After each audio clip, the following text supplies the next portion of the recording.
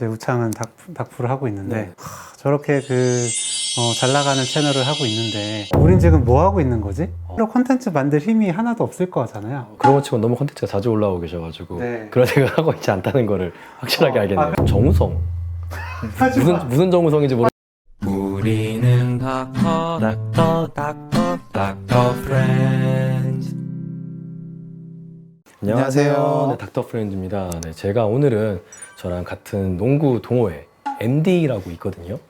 모스트 도미넌트 에버라는 이제 약어를 가진 저희 농구 동호회에서 같이 이제 운동을 하고 있는 허규영 선생님이 이번에 이제 책을 쓰셨는데 책 제목이 굉장히 좋아요.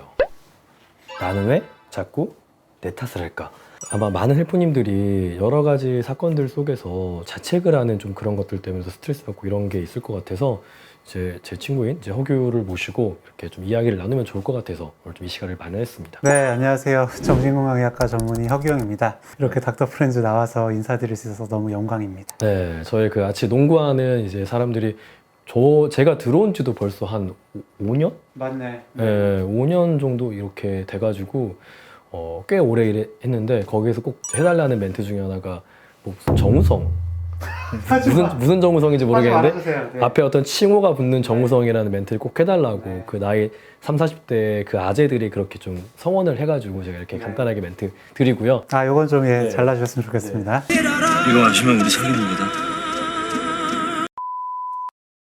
궁금해요. 왜 사람들이 자기 탓을 할까요? 그 진료실에서도 진료를 하다 보면 그 남 탓하시는 분들은 잘 안 오죠. 네, 네. 흔히 말하는 사람들이 저라고 하더라고요. 남 탓으로?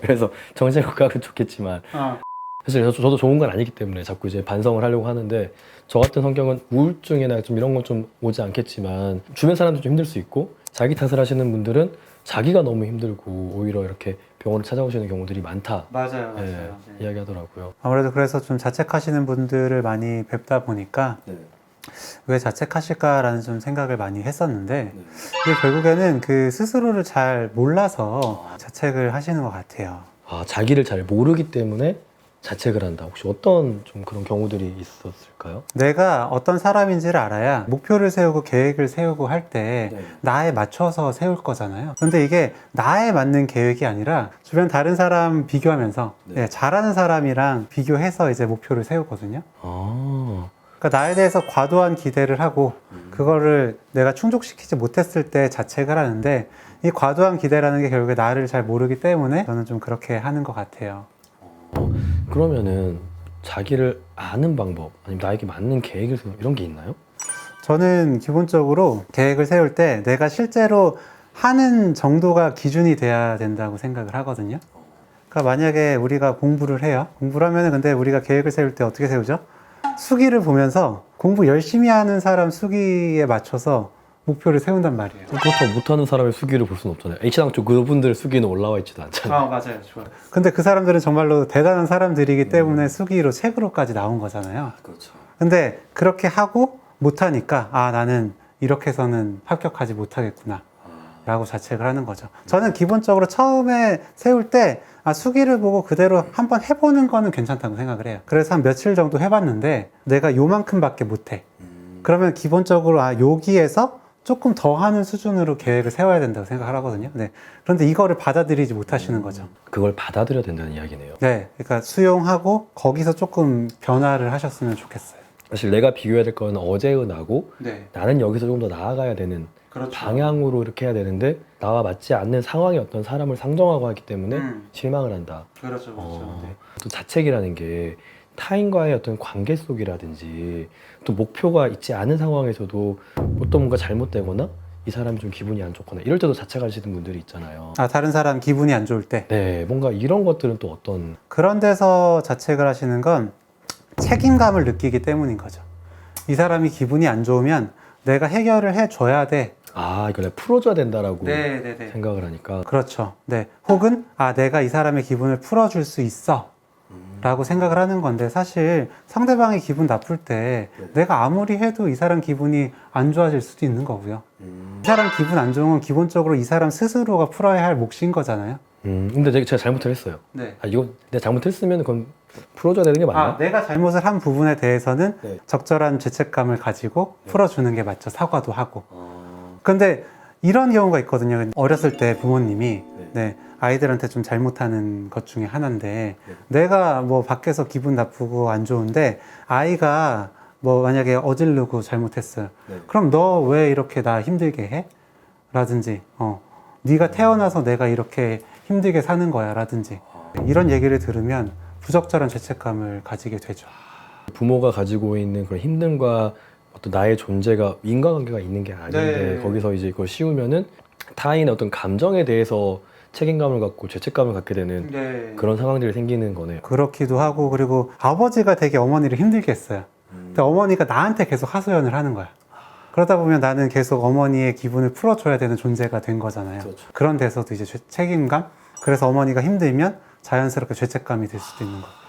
내가 타인과의 관계에서 너무 좀 불필요하게 내가 힘들고 죄책감을 갖는 것 같다면은 이런 마음을 갖게 된 과거의 어떤 경험이나 이런 것들이 없었는지 한번 좀 생각을 해봐야겠네요. 맞아요. 그게 나를 좀 이해하고 받아들일 수 있는 과정이 좀 되죠.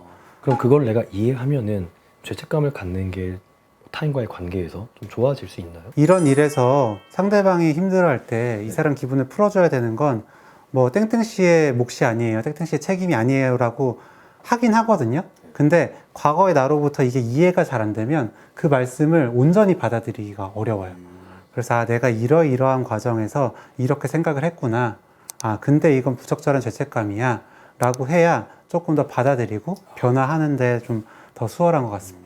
우리가 똑같이 뭐 농구를 하고 내 슈퍼미 이게 문제니까 이렇게 바꿔봐야지 해서 물론 이제 그냥 바꿔보는 것도 도움은 되지만 내가 체형이 이렇고 내가 이러이런 과정에서 좀 이렇게 쌌으니까 이렇게 바꿔줘야지 하면 조금 더 잘 될 수도 있잖아요. 이제 뭐 나이 거의 40 돼가지고 네, 이제는 뭐 바꿀 생각이 없긴 바꿀 하지만 생각을 한 번씩 하긴 하는데 그런다고 더 잘 들어갈 것인가? 아직도 생각을 해요. 네, 뭐 조금 더 멋스러워질 수 있을 것 같긴 한데 더 잘 들어갈 것인가? 이건 약간 회의가 들긴 합니다. 네.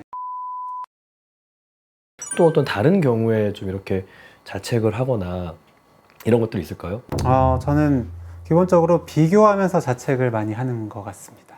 우리가 원래 이제 비교하면서 열등감을 느끼고 거기에서 어떤 성장의 원동력으로 삼는 거는 뭐 인간의 기본적인 감정이기도 하지만 그게 단순한 어떤 열등감에서 끝나는 게 아니라 멸패감이나 뭐 좌절감 이런 걸로 빠져서 아무것도 못하게 되는 경우가 있거든요. 예를 들어서 이제 저는 이제 뇌부자들이라는 채널을 하고 있고 이제 우창은 닥프를 하고 있는데 저렇게 잘 나가는 채널을 하고 있는데 우리는 이것밖에 안 되는구나. 우린 지금 뭐 하고 있는 거지? 라는 생각만 하면 뭐 새로 콘텐츠 만들 힘이 하나도 없을 거잖아요. 그런 것 치고는 너무 콘텐츠가 자주 올라오고 계셔가지고 그런 생각을 하고 있지 않다는 거를 확실하게 알겠네요. 그래서 사실 되게 부럽고 감사합니다. 대단하다고 생각하고 이제 닥터 프렌즈는 이런 식으로 되게 콘텐츠 재밌게 하고 여러 가지를 다루니까 좋은데 우리도 우리 나름의 어떤 게 좀 있지 라는 생각을 좀 같이 하거든요. 있죠. 그게 내 마음을 좀 보호하게 해주는 것 같아요. 그래서 비교만 하고 내가 부족한 부분만 생각하면 자책에서 좀 끝날 일을 조금 저는 같이 봤으면 좋겠어요. 사실 우리가 세상을 살면서 당연히 우리가 뭘 하든지 간에 다른 사람이랑 비교를 안 할 수는 없잖아요. 네, 그렇죠. 그런데 그런 비교를 할 때 항상 나에 대해 가지고 있는 어떤 긍정적인 아이디어나 뭐 어떤 정체성 이런 게 있어야 된다는 이야기죠. 네, 저는 그 부분을 같이 좀 봤으면 좋겠어요. 내가 비교하고자 하는 사람이랑 내가 정말 더 나은 점이나 잘난 게 하나도 없다라고 어떤 느끼시는 분들도 있을 것 같아요. 그렇죠. 워낙에 네. 자기가 좀 우울하고 이제 좀 힘든 상황이라면은 사람이 또 힘든 상황에서는 더 그렇게 또 네거티브하게 되잖아요. 그런데 이제 그러신 분들은 뭐 그래도 네가 가지고 있는 어떤 장점 이런 것들을 우리가 보자라고 했을 때 좀 더 마음이 이렇게 열리지 않을 수도 있을 것 같아서 진짜 못하시죠. 예, 그렇게 좀 생각하려고 해도 그게 쉽지 않다면은 좀 다른 방법이 있을까요? 근데 이제 보통 장점, 단점 생각할 때 단점 물어보면 이게 내가 가진 최악의 어떤 단점이 아님에도 본인은 단점이라고 생각하시고요. 장점 이야기를 하면 그건 다른 사람은 이만큼 하는데 저는 이거밖에 못해요 라면서 장점이라고 생각을 안 하세요. 저는 그냥 둘 다 똑같이 보시라고 일단 하거든요. 단점 보는 것처럼 이 장점 역시도 아주 잘하지 않아도 장점일 수 있다. 이 단점도 뭐 아주 나쁘지 않아도 단점이라고 생각하는 것처럼. 그래서 저는 일단 비슷하게 보시면 좋을 것 같고, 그리고 내가 못 찾겠으면 주변 사람들한테 물어보라고 합니다. 저희 장점은 무엇이 있을까요? 우창. 네. 진짜 훌륭하죠. 네, 외모적으로. 네. 일단 진실이 느껴지지 않았습니다. 진짜예요. 저는 와이프한테 그 인스타 보여주면서 진짜 잘생기지 않았냐고. 단점이 약간 거짓이 있다라는 게 약간 평소에 친구들이 말하는 아닙니다. 네. 아닌가요? 헬퍼님도 네, 저는 진실밖에 말하지 못하는 사람인 거. 일단 진실이 느껴지지 않았어요. 네. 마음에 상처가 되네요. 아니야. 알겠습니다. 그 말도 정말 잘하고요. 아닙니다. 네. 이제 내과 의사인데 번번이 감기에 걸려가지고 다 좋아졌는데 목소리가 안 나와요. 말만 하면 기침이 나오고. 네. 네, 내과 의사의 어떤 마음으로는 기도감염성이 생긴 게 아닌가 네. 이런 생각을 좀 하고 있는데 하여튼간에 그래요. 근데 보셨죠? 장점을 이렇게 이게 장점이세요라고 하면은 아니에요. 그건 이래서 아니에요. 이건 이래서 아니에요. 왜냐면은 잘생기고 키 큰 사람이 잘생겼다 그러면은 부연을 하면서 그건 장점 아니에요라고 하시거든요. 제가 하는 게 아주 기본적인 반응이었군요. 그렇죠. 사실 이걸 더 올곧이 받아들여야 되는 건데 맞네요. 그렇죠. 그리고 얼마나 또 열심히 살고 있습니까? 네. 더 열심히 살아야 돼요. 병원 진료도 열심히 하고 외부 활동, 네. 글도 많이 쓰고. 글 짐처럼 느껴집니다. 네. 저도 책을 쓰긴 했지만 정말 쉽지 않더라고요. 그 호교도 이게 단기 집중은 되게 잘하지만 이게 장기를 끌고 가는 건 되게 어려워하는 친구인데 맞아요. 네. 게임도 약간 그런 식으로 하시는데 이렇게 자기한테 또 맞는 방식의 형태로 책을 읽어내시는 걸 보고 대단하시다. 뭔가 동기를 좀 이제 동기부여도 해가지고 해야겠다 생각을 좀 하게 되네요. 맞습니다. 네. 아무튼 이런 식으로 주변에 장점 물어보시는 거 많이 좀 하시도록 하고요. 그리고 칭찬 일기. 자기한테 쓰는 네, 자기한테 쓰는 거 아주 사소하고 작은 거라 하더라도 나 오늘 이거 잘했다 라는 거 좀 해보시도록 하죠. 이 책을 읽으면 좀 그런 내용들이 들어있나요? 기본적으로 이 책은 여러 가지 정신, 심리 용어를 사연을 가지고 좀 풀어낸 책이거든요. 그러면서 여러 가지 방법들로 나를 좀 알아볼 수 있게 이해해 볼 수 있도록 좀 해봤습니다. 왜 우리가 이렇게 자책을 하는지, 내 탓을 하는지에 대해서 좀 이야기해봤고요. 이 내 탓이라는 게 처음은 좀 작더라도 이게 쌓이고 쌓이면은 점점 나를 좀 작아지게 하는 것 같아요. 더 상처받게 되고 더 움츠러들게 되고 예전과 다른 내가 되게 하는 좀 그런 습관이 아닐까 싶어서 좀 이런 이야기들 나누고 싶어서 이렇게 오늘 허규 선생님 모시고 이야기 나눠봤는데요. 다시 한번 이렇게 불러주시고 말씀드릴 수 있게 해주셔서 감사하고요. 꼭 이 책이 아니더라도 오늘 드린 말씀이 조금 나를 알게 되고 나를 이해하면서 좀 덜 자책하실 수 있는데 도움이 되셨으면 좋겠습니다. 저희는 다음에 더 좋은 콘텐츠로 돌아오도록 하겠습니다. 감사합니다.